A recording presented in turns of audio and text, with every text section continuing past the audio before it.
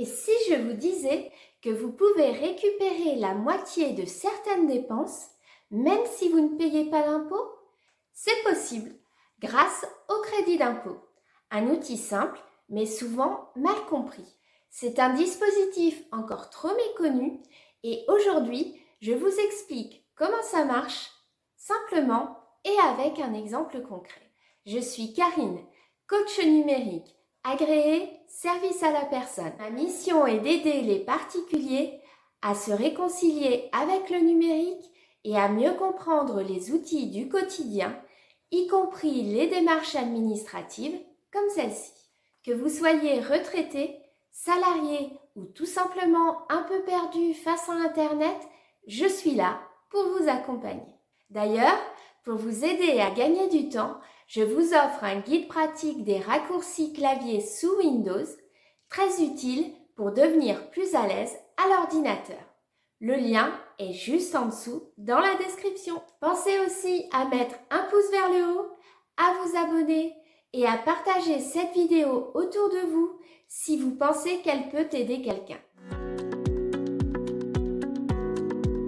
Le crédit d'impôt, c'est de l'argent que l'État vous rend lorsque vous avez fait certaines dépenses, comme le don à une association, l'aide à domicile, du jardinage ou du soutien informatique à la maison.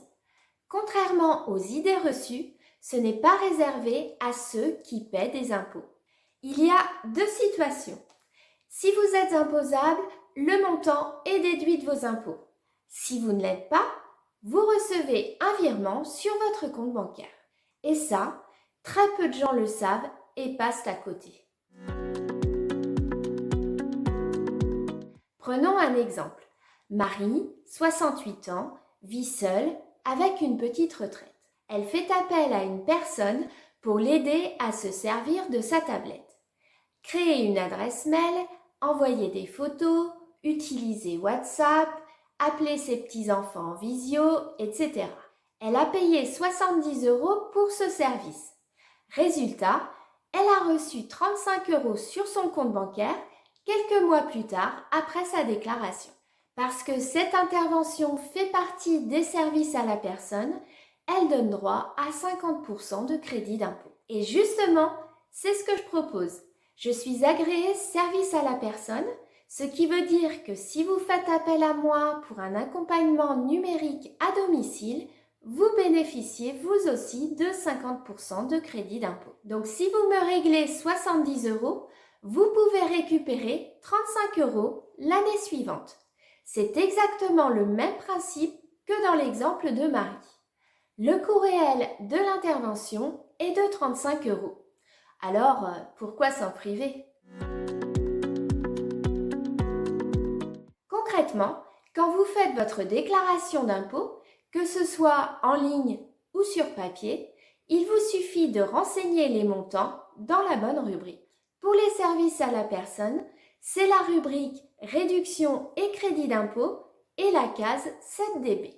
Ensuite, vous cliquez sur le crayon à sa droite et un tableau s'affiche intitulé Service à la personne, emploi à domicile 7dB et aide perçue 7DR.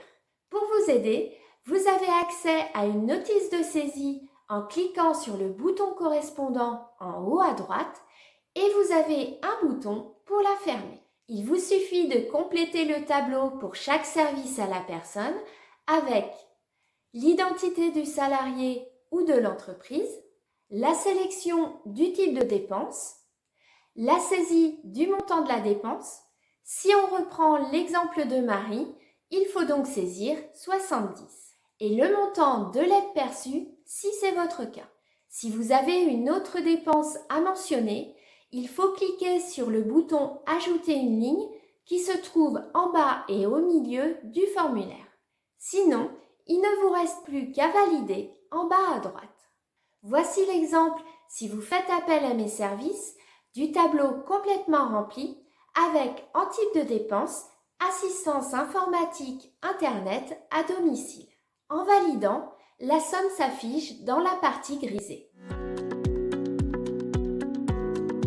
Si c'est la première fois que vous employez un salarié à domicile, il faut cocher la case 7 DQ en plus, ce qui permet d'augmenter le plafond de dépenses la première année. L'administration calcule ensuite automatiquement le crédit d'impôt et quelques mois plus tard, vous recevez le virement.